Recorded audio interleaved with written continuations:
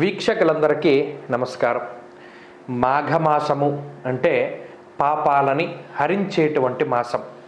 మరి ఈ మాసంలో మాఘమాసం శుక్లపక్షం సప్తమి తిథి రోజున మహానుభావుడు ప్రత్యక్ష నారాయణుడు ద్వాదశాదిత్య స్వరూపుడు అయినటువంటి శ్రీ సూర్య భగవానుడు ఉషా పద్మిని ఛాయా సౌజ్ఞ సమేత శ్రీ సవితృ సూర్యనారాయణ స్వామి వారు ఆయన ఆవిర్భవించడం జరిగింది. ఆవిర్భవించడం అంటే ఏంటంటే ఆయన పుట్టాడని.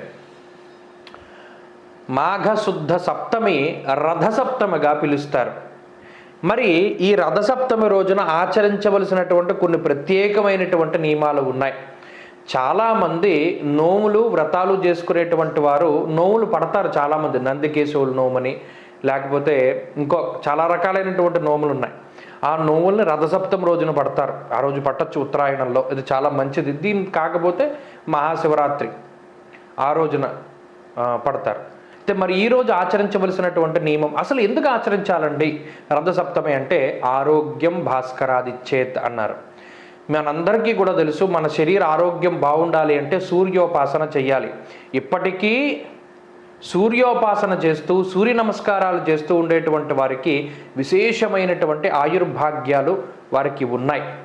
అందువల్ల ప్రత్యేకించి మాఘమాసంలో ప్రతి ఆదివారం నాడు కూడా సూర్యారాధన చేస్తే చాలా మంచిది. లేని పక్షంలో కనీసం ఈ రథసప్తమి రోజైనా సరే ఆచరించాలి. ఏం చేయాలండి అంటే సూర్యుడికి సంబంధించినటువంటి అంటే రవిగ్రహానికి సమిధ ఉంటుంది, జిల్లేడు. ఆ జిల్లేడు ఆకుని తీసుకోవాలి. జిల్లేడు ఆకు, అలాగే సూర్యుడికి సంబంధించినటువంటి ఫలం అంటే ఆయన రంగులో ఉండేటువంటి రేగి పండు అంటారు. అందుకనే మనకి చిన్నపిల్లలందరికీ భోగిపళ్ళు పోస్తారు, రేగిపళ్ళే పోస్తారు ఆ రోజు. అందుకని రేగి పండు తీసుకోవాలి.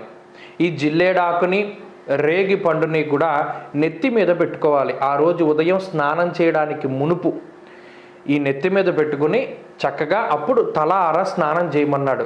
ఈ స్నానం చేసేటప్పుడు ఇది వీటిని బ్రహ్మరంధ్రం మీద పెట్టుకోమన్నాడు. అప్పుడు సూర్యుడికి సంబంధించినటువంటి శక్తి అంతా కూడా మనలో ప్రసరించడానికి అవకాశం ఉంటుంది. ఎందుకు? సూర్యుడికి సంబంధించినటువంటి సమిధ జిల్లేడు, అలాగే ఆ రంగుతో ఉన్నటువంటి ఫలం అది రేగుపండు. సచేల స్నానం చేసి చక్కగాను త్రిపుండరాలను ధరించి మన ఇంటి బయట ఆవరణలోకి వచ్చి ఆవు పేడతో చేసినటువంటి సమిధలని ఒక దాలిగా వేసేట పొయ్యగా పేర్చి ఒక ఇత్తడి గిన్నె తీసుకొని దానికి పసుపు రాసి బొట్టు పెట్టి ఆ ఇత్తడి గిన్నెలో ఆవు పాలు పోసి ఆ పొంగుతూ ఉన్నప్పుడు దానిలో బియ్యం వేసి బెల్లం వేసి క్షీరాన్నాన్ని తయారు చేసుకోవాలి. చేసుకుని ఈ లోపల చిన్న సూర్య యంత్రం, మనకి ఏదైతే సూర్యుడి యంత్రం ఉంటుందో వృత్తాకారంలో ఉంటుంది, లేదా సూర్యుడి బొమ్మ అనుకోండి, కిరణాలతోటి వేసి ఉషా పద్మిని ఛాయా సౌజ్ఞ సమేత శ్రీ సవితృ సూర్యనారాయణ స్వామినే నమః లేదా సవితృవే నమః అనేటువంటి మంత్రాలతోటి వీలుంటే వేదోక్తంగా బ్రాహ్మణులను పెట్టుకుని చక్కగా వేదోక్తంగా సూర్యుడిని ధ్యాన ఆవాహన షోడశ ఉపచారాలతోటి పూజ చేసి చిక్కుడాకులతోటి సూర్య రథాన్ని చేస్తారు.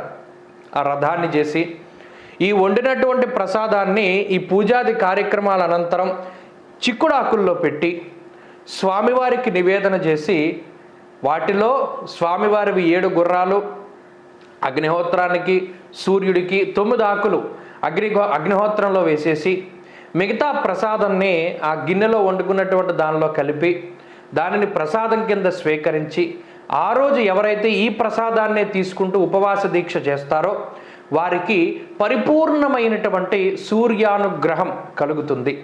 ఈ సూర్యానుగ్రహం వల్ల జాతక సంబంధమైనటువంటి పితృదోషాలు, పితృశాపాలు, మాతృశాపాలు, మాతృదోషాలు, అలాగే స్త్రీ శాపాదులు ఏవైతే ఉన్నాయో ఇవన్నీ తొలగిపోయి పితృదేవతల యొక్క అనుగ్రహం కలిగి వంశాభివృద్ధి జరుగుతుంది అనడంలో ఏమాత్రం అతిశయోక్తి లేదు.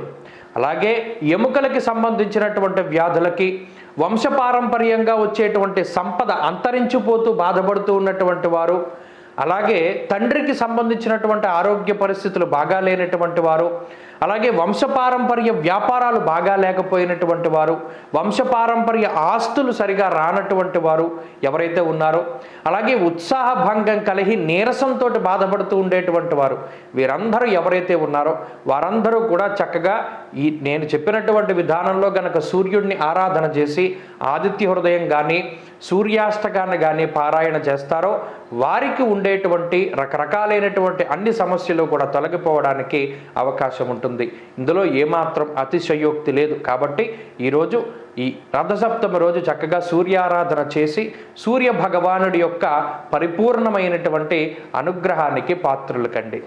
స్వస్తి.